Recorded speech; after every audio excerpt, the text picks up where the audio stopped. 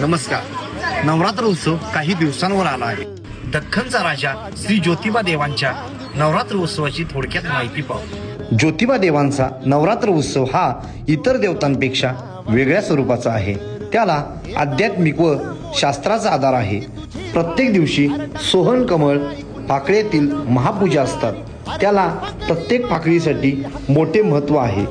3 पाकळ्या श्री ज्योतिबा देवांचा त्रिदेवात्मक अवतार दर्शवतात, तर उरलेल्या 2 पाकळ्या म्हणजे मनातील 2 भाव सगुण आणि निर्गुण यांचे प्रतीक आहे. श्री ज्योतिबा देवांसाठी श्री कमळ भैरव नवरात्र उत्सवात पूजेसाठी काशीहून सुवर्ण कमळ आणून देत, अशी आख्यायिका आहे.